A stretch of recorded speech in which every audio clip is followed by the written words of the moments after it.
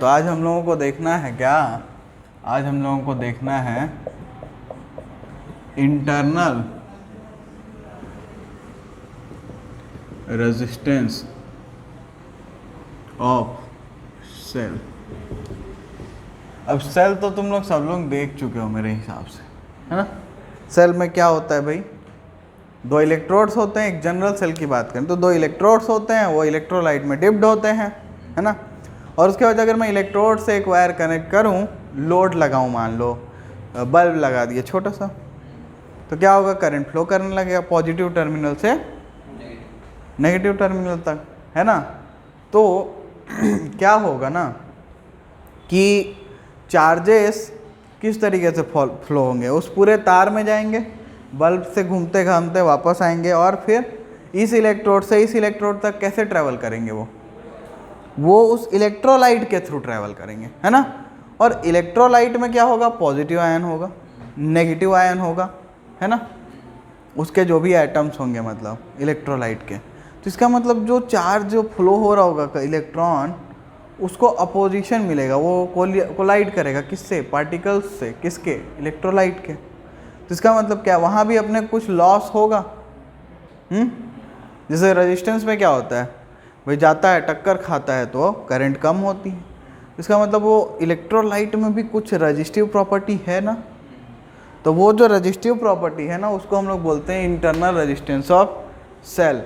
यह आता है किस वजह से? क्योंकि यहाँ पे इलेक्ट्रोलाइट्स के जो पार्टिकल्स हैं वो भी करंट के फ्लो को अपोजिशन देते हैं, ठीक है? तो फ्लो ऑफ करंट को जो इलेक्ट्रोलाइट रेजिस्टेंस ऑफर करता है वही अपना इंटरनल रेजिस्टेंस होता है सेल का। अब ये किस किस चीज़ पे डिपेंड करेगा? तो भाई इलेक्ट्रोलाइट अगर बदलते जाओगे तो उस पर तो डिपेंड करना ही है, ऑब्वियस सी बात है ना। अगर अलग अलग इलेक्ट्रोलाइट अलग अलग होगा तो उनके साइज अलग अलग होंगे आयंस के, तो अलग अलग अपने को मिलेगा, ठीक है? अच्छा, इसके अलावा इलेक्ट्रोलाइट का कंसंट्रेशन अगर ज़्यादा होगा या कम होगा, इस पर भी डिपेंड करेगा। भाई कंसंट्रेटेड होगा तो ज़्यादा पार्टिकल्स होंगे, ज़्यादा कोलिजन होगा, ज़्यादा रेजिस्टेंस मिलेगा, है ना? ठीक उल्टा भी ट्रू है। इसके अलावा इलेक्ट्रोड्स के बीच का डिस्टेंस अगर ज़्यादा होगा तो ज़्यादा दूर ट्रैवल करना है, ज़्यादा रेजिस्टेंस मिलने वाला है कि नहीं? इसके अलावा क्या है? जो एरिया डिप्ड होगा इलेक्ट्रोड का इलेक्ट्रोलाइट में, उसके भी उस पर भी डिपेंड करेगा ना भाई। अगर इलेक्ट्रोड का ज़्यादा एरिया डिप्ड होगा और कम एरिया डिप्ड होगा तो उस पर भी फर्क पड़ने वाला है अपने को, ठीक?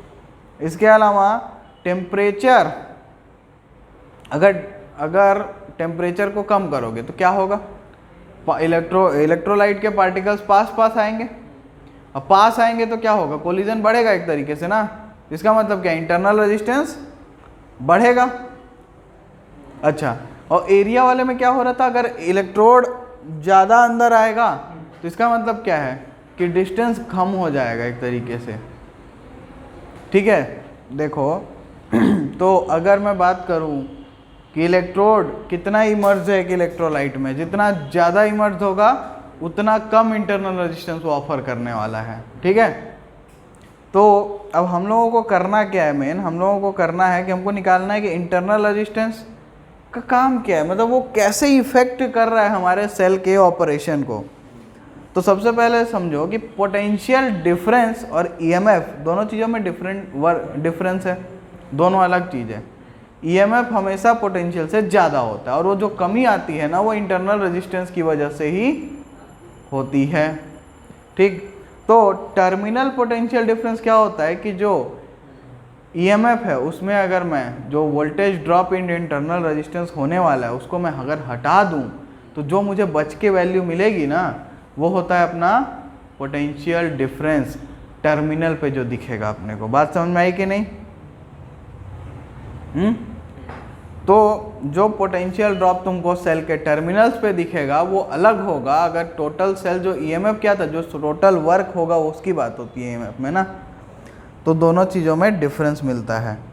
तो अब हम लोग क्या करने जा रहे हैं? अब हम लोग रिलेशन फाइंड करेंगे इंटरनल रेजिस्टेंस ईएमएफ और पोटेंशियल डिफरेंस में, ठीक है? इंटरनल रेजिस्टेंस समझ में आ गया ना? कुछ नहीं, बहुत आसान सी चीज़ है ये कि भाई इलेक्ट्रोलाइट रेजिस्टेंस ऑफर करेगा ना तो वही रेजिस्टेंस को अपन इंटरनल रेजिस्टेंस बोलते हैं। अब क्या है कि हम निकालने जा रहे हैं रिलेशन। इंटरनल रेजिस्टेंस को हम लोग अधिकतर स्मॉल r से रिप्रेजेंट करते हैं। तो हम लोग क्या करने वाले हैं, हम लोग रिलेशन फाइंड करेंगे, relation between internal resistance, EMF end voltage. ठीक, तो इसके लिए एक तो प्यारा सा सर्किट बना लेते हैं। चलो, तो मान लो ये हमारा बैटरी है और इसमें छोटा सा इंटरनल रेजिस्टेंस है, तो उसको भी यहाँ पे ड्रॉ कर लो। ठीक, और यहाँ हमारा रजिस्टर लगा हुआ। ठीक है, तो ये रेजिस्टेंस R लगा हुआ है मान लो, ये इंटरनल रेजिस्टेंस स्मॉल r है, बैटरी का ईएमएफ मान लो E है, और इसमें करंट I फ्लो कर रही है। यहाँ तक कोई दिक्कत है क्या? नहीं है। ठीक है, तो ईएमएफ जो होता है वो टोटल वर्क होता है एक यूनिट चार्ज को क्लोज सर्किट में घुमाने में जितना लगेगा, है ना। ठीक है, तो वर्क डन, इसमें ना क्या करते हैं अपन, टर्मिनल्स मार्क कर लो।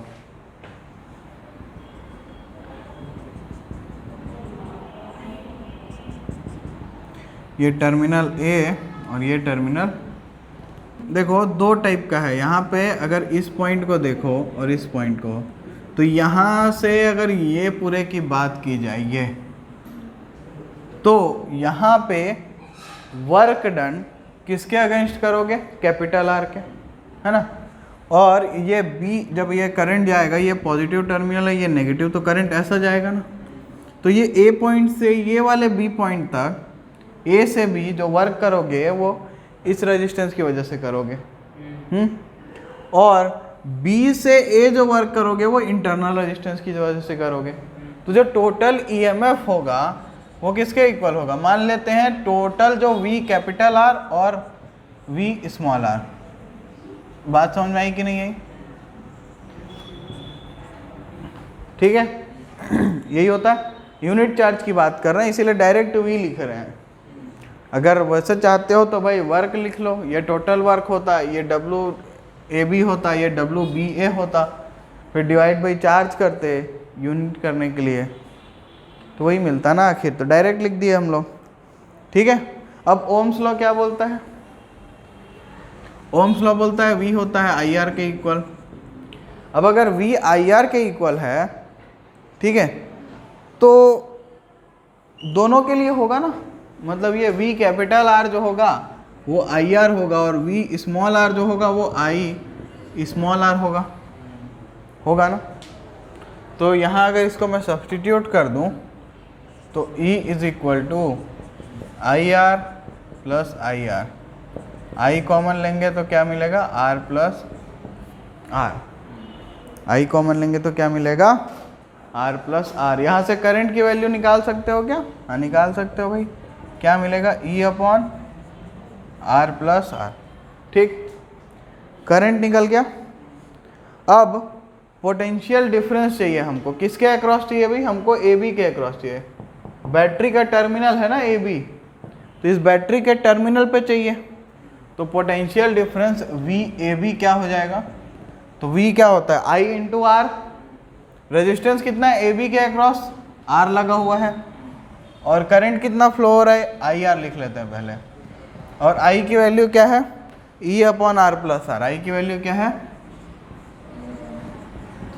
और इंटू R।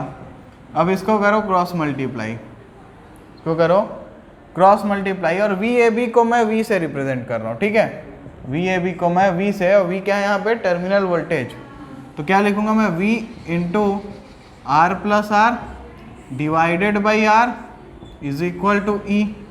ठीक, देखो ध्यान से देखना आप, अब देखो ये क्या हो जाता है, ये ऐसा लिख सकते थे क्या,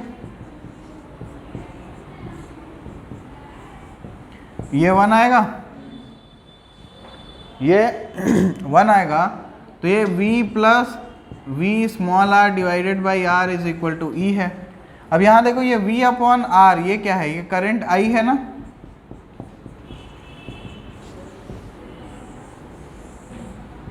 तो ये रिलेशन है internal resistance of cell, potential across the terminal और इलेक्ट्रोमोटिव फोर्स का। क्लियर है ना? अब अगर सर्किट ओपन होता, ये सर्किट ओपन होता, ये करंट फ्लो ही नहीं हो रहा होता, तो आई की वैल्यू 0 होती ना। तो इसका मतलब ईएमएफ पोटेंशियल डिफरेंस के इक्वल आता कि नहीं आता? आता। और जैसे ही सर्किट क्लोज होगा तो कुछ करंट फ्लो करेगा, और कुछ करंट फ्लो करेगा तो स्मॉल आर में ड्रॉप होगा। तो हमेशा ये जो ईएमएफ है ये वोल्टेज से बड़ा आएगा, मतलब वोल्टेज हमेशा ईएमएफ से छोटा रहेगा। दोनों एक ही बात है। समझ में आई बात कि नहीं यहाँ पे? ठीक है, तो यहाँ से अपन R की वैल्यू भी निकाल सकते हो। क्या लिखोगे R के लिए? E minus V upon I. कोई दिक्कत है क्या? अब ये I को कोई V अपॉन R लिख देगा, फिर उसको सब्स्टिट्यूट करके एक और एक्सप्रेशन बना लेगा। क्या ज़रूरत है ये सब करने का फालतू? इतना समझ में आ गया ना, तो उसको लिख सकते हो खुद से अब। ठीक।